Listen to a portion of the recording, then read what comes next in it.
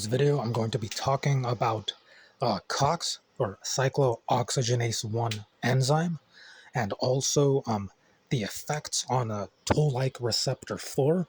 And also, COX-1 enzyme is involved with the arachidonic acid that creates the thromboxane. So if you've seen my other videos on thromboxane, basically it helps tumors create platelets as like an armor kind of cloak to avoid or escape attack from immune cells. So the COX-1 enzyme maintains homeostatic platelet aggregation as well as kidney function. So basically, COX-1 upregulates platelet aggregation, which is exactly what tumors need to create the cloaking as the armor. Okay, when COX activity produces reactive oxygen species and lipid peroxides, the reactive oxygen species can oxidize cysteine residues and CD14 and toll-like receptor 4, therefore potentially altering receptor responsiveness. So COX-1 cyclooxygenase and COX-2 cyclooxygenase 2, they actually produce pro-inflammatory prostaglandins such as PGE2 and PGI2 by converting arachidonic acid to those prostaglandins, which are precursors to multiple prostaglandins, thromboxanes, and prostacyclins. Okay, so the goal here is to lower COX-1 or even COX-2, but not too much, because COX-1, it does have some benefit, which is protecting stomach lining and maintaining kidney function. For example, magnesium, potassium, protecting the stomach lining for gut bacteria, protecting against lipopolysaccharide leaking, which could trigger toll-like receptor 4 activation. Okay, so there are consequences to excessive PGE2 as a result of the COX-1 and 2 enzymes. That is chronic inflammation, increased pain sensitivity, neuroinflammation, which is inflammation in the brain, tumor growth, and angiogenesis. So angiogenesis are blood vessels that tumors are able to receive blood glucose from as a source of fuel. And then bone resorption, appetite dysregulation, and immune suppression, which will make the tumor growth even worse if they are receiving sugar from the blood vessels. Okay, so another problem with lipopolysaccharides or the toll-like receptor 4, let's say, for example, from eating gluten, a lot of foods have gluten, toll-like receptor 4 activation increases cytokines, IL-6, TNF-alpha, that enhances coagulation and platelet reactivity, upregulating adhesion molecules on tumors or endothelial cells. So these molecules could allow the platelet cloaking that I've talked about in other videos, where the tumors use the cloaking to protect themselves from immune cell attack. But platelets, they mainly rely on COX-1, but not COX-2.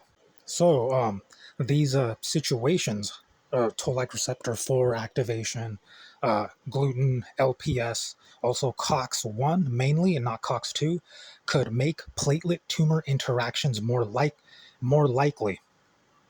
So platelet cloaking is primarily driven by platelet COX-1 and thromboxane A2. Okay, I'll be naming off some foods that can modulate COX-2 or even lower it, and then indirectly affecting PGE2 production as well.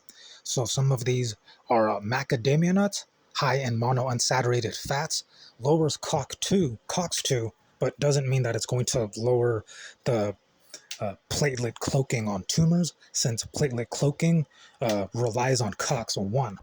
Okay, so possibly the top number one thing you could do to reduce the platelet aggregation caused by COX-1 is to reduce omega-6 intake.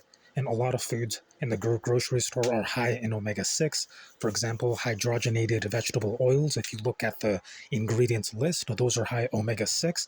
Omega-6 is a constituent or a compound that creates or leads to arachidonic acid, therefore leading to platelet tumor cloaking for tumor armor. Like, for example, pecans, they do have antioxidants, but they are higher in omega-6 though. So that means that it's going to raise the chance of PGE2 or thromboxane, arachidonic acid, and then tumor armor platelet. But pectins, they do have some major important anti-cancer benefits, which I've explained in other videos. So most of these foods are weak COX-1 interaction. So almonds, for example, COX-1 sparing, protective. Pistachios, COX-1 neutral, slightly protective. Cashews, no meaningful COX-1 inhibition. Cashews do have magnesium though, if the phytic acid isn't too high in the cashews, because then the phytic acid or phytates will bind to the magnesium, making the magnesium unavailable. Next is peanuts, contains resveratrol-like compounds, very mild COX-1 inhibition, but rather better than the other nuts and seeds. A seed to avoid is sunflower seeds, so high linoleic acid, which also means high arachidonic acid. Uh, so can increase COX-1 activity indirectly, therefore higher chances of a tumor platelet cloaking as armor. Next is pumpkin seeds, no direct COX-1 inhibition, so not as good as sunflower seeds, but still kind of up there with sunflower seeds since it doesn't really lower COX-1. Yeah, so almost all of these foods either they don't have much of an inhibitory effect on COX-1 or they protect it, COX-1. So Brazil nuts, protective, tomato, uh, lycopene downregulates COX-2, but no meaningful COX-1 inhibition. So the top food here to reduce COX would, one, not two, but one, will be apples, has quercetin, a mild dual COX inhibition.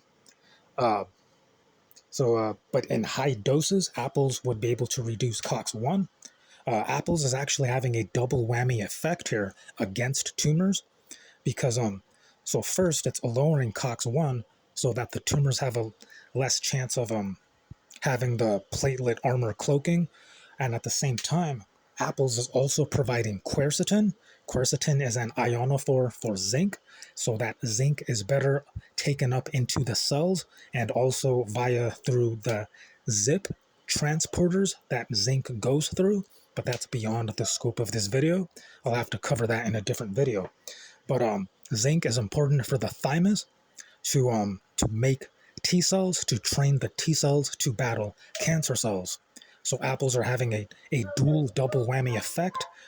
Apples are helping remove or reduce the platelet armor cloaking on the tumors and at the same time upregulating T cells to attack the tumors. So that's it for the video. If you're interested in more future videos, then make sure to like, comment, share, subscribe. Keep it locked in here on my channel, and I'll see you in the next video.